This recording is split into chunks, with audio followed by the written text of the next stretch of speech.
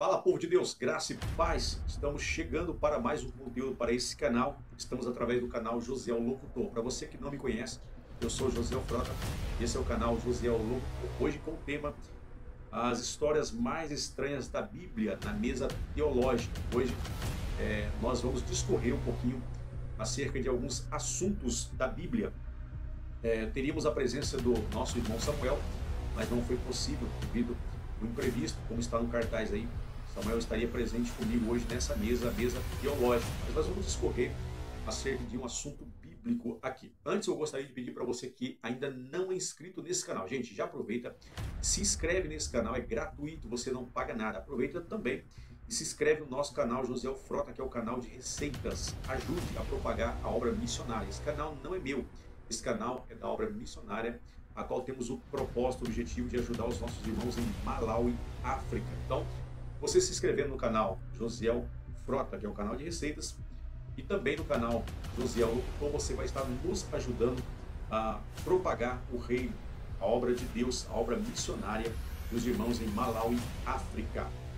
Então aproveita, se inscreve, deixa o like, curte o vídeo e envia para mais pessoas.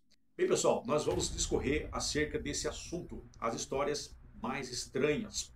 Quais são essas histórias? Porque normalmente nós que somos de igrejas, nós vamos ver histórias sendo contadas, mas existem algumas histórias que no decorrer dos cultos não se costuma, não é muito normal se contar algumas histórias. E eu vou discorrer com vocês acerca de uma história aqui sobre o livro de Juízes. Antes eu gostaria de falar dos nossos patrocinadores. Eu quero falar para vocês que estão nos acompanhando, gente, se inscreve lá no canal Relíquias Evangélica. Esse canal ele tem vídeos, pregadores, cantores da velha guarda. Então, vai lá, gente. É esse vídeo que está aparecendo aí na sua tela. Relíquias Evangélica. Se inscreva nesse canal, porque vale muito a pena. Para você que não acompanhou aí os pregadores e cantores antigos, vai lá, gente. O canal tem vídeos diários sendo postados. Temos também o nosso patrocinador Padaria Novo Horizonte.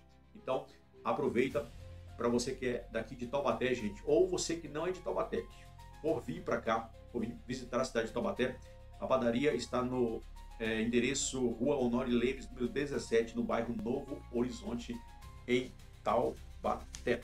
Pois bem, vamos então falar para vocês acerca de algumas, ou como o nosso tempo é um pouco corrido, talvez nós não vamos conseguir falar de várias histórias, mas pelo menos uma história ou duas nós iremos falar aqui hoje. E nós estaremos falando em outras oportunidades, outras histórias bíblicas, mas pelo menos vamos discorrer esse assunto hoje sobre esse personagem.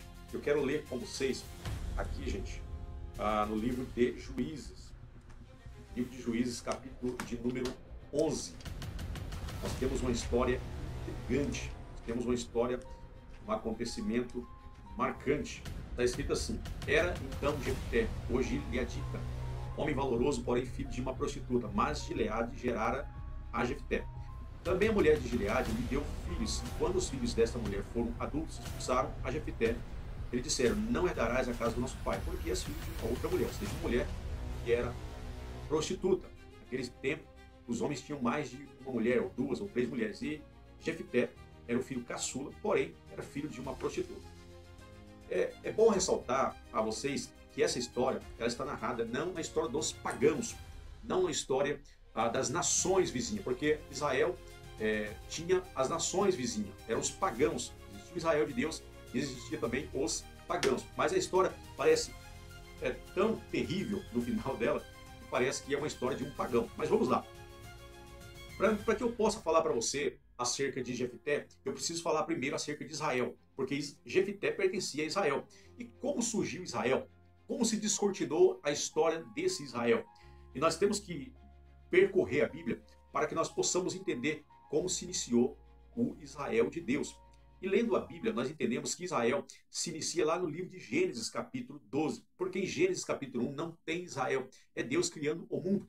Gênesis capítulo 2 não tem Israel, porque é Deus criando o homem. Gênesis capítulo 3 não tem Israel, porque é o homem pecando contra Deus. Gênesis capítulo 4 também não tem Israel, porque Caim mata Abel, não tem Israel. Gênesis capítulo 5 é a genealogia, os filhos de Adão crescendo, se multiplicando sobre a terra. Gênesis capítulo 6 não tem Israel, é a corrupção do gênero humano. Gênesis capítulo 7, ainda tampouco não tinha Israel, mas nasce um homem chamado Noé. Noé começa a pregar o reino, começa a falar acerca de arrependimento, mas ainda não tinha Israel, porque Noé pregou 120 anos e não ganhou uma alma sequer, não tem Israel. Gênesis capítulo 8, Noé sai da arca com sua família, não tem Israel.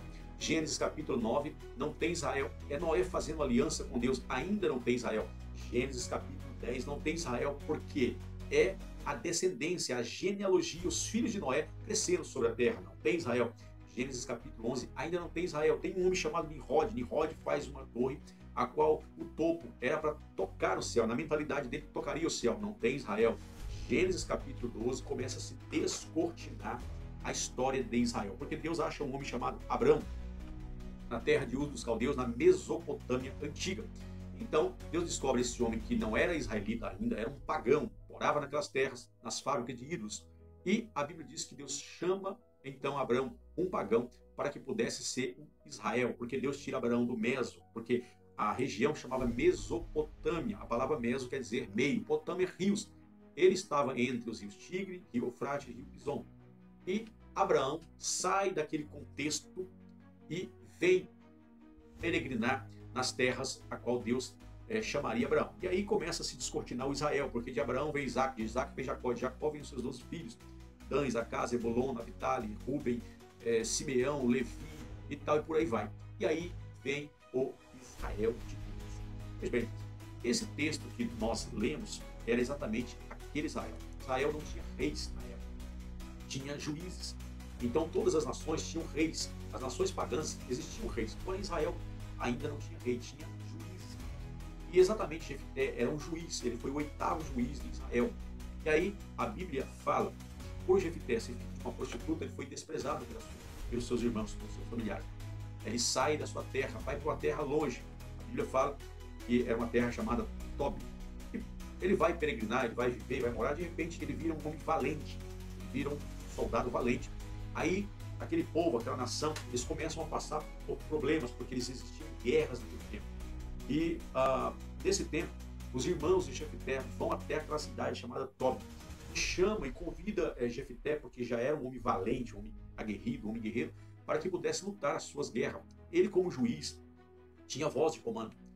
E a Bíblia diz então que ele vai e vence os amonitas. O problema não era vencer os amonitas, porque Deus tinha algo na vida de Jefté. E assim acontece conosco. Deus às vezes tem algo em nossas vidas. O problema é a nossa falta de crença, a nossa falta de fé. O que nós entendemos, eu não vou ler aqui para não se fazer extenso o nosso vídeo, a Bíblia vai narrar a história na sua totalidade, na íntegra, dizendo que Jefté, ele faz uma promessa. A sua promessa era inserida no meio dos costumes pagãos. Por quê? Está lá em Deuteronômio que Deus falou através de Moisés que ele abominava que os filhos de Israel fossem queimados em oferenda e oferta a holocaustos. Está em Deuteronômio. Então, isso não poderia existir em Israel de forma alguma. Os filhos de Israel serem queimados, serem sacrificados a ídolos, serem queimados em fogueira. Mas Jefté, um homem valente, um homem guerreiro, ele recebe uma incumbência de libertar, de guerrear a favor de Israel. E muitas vezes acontece assim conosco. Deus já decretou, Deus já nos posicionou, Deus já nos abençoou, Deus já disse, vai que eu sou contigo. Mas nós costumamos inventar coisas. E nesse meio dessa invenção é que nós somos inseridos no nosso costume, talvez na nossa traição, talvez do jeito que nós fomos inseridos. E Jefté estava tão inserido naqueles costumes pagãos, aqueles costumes alheios, daquelas terras pagãs que não eram o costume de Israel, que ele faz uma promessa. Ele diz assim, Senhor, eu preciso vencer essa guerra. Eu preciso ser vitorioso. Muitas vezes nós temos isso na nossa mente. Nós precisamos tanto vencer que nós fazemos promessas desastrosas. Nós fazemos promessas que não há necessidade. E tem um preço a ser pago. Aí Jefté faz uma promessa. Se o Senhor fizer com que eu vença essa guerra, a primeira pessoa que eu encontrar lá no acampamento, lá nas minhas terras, a primeira pessoa que vier ao meu encontro, eu vou queimar ela em sacrifício do fogo. Sendo que está escrito em Deuteronômio que Deus odiava o sacrifício feito pelos filhos de Israel, sacrifícios para queimar os seus corpos. Deus abominava isso. E ele inserido nessa tradição, nesse costume pagão, nesse costume mundano, ele promete algo terrível. Na cabeça dele, duas coisas passavam pela cabeça dele. Primeiro, vencer a guerra. Eu preciso vencer a guerra. Segundo, não, está tranquilo. Quem vai me encontrar é um servo, porque Jefité era juiz. Jefité era um capitão. Jefité era um valente. Então ele tinha servos, tinha pessoas que estavam ao seu comando, que serviam a ele. E aí ele faz uma promessa.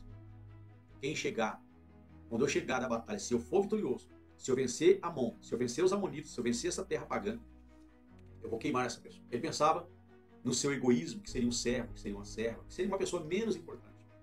A Bíblia diz que quando Jefité está voltando vitorioso, com a bandeira da vitória, venceu os amonitas, venceu a batalha, venceu a guerra, foi vitorioso, ele encontra a sua filha. E a sua filha, possivelmente, segundo os historiadores, ela tinha de 12 a 14 anos.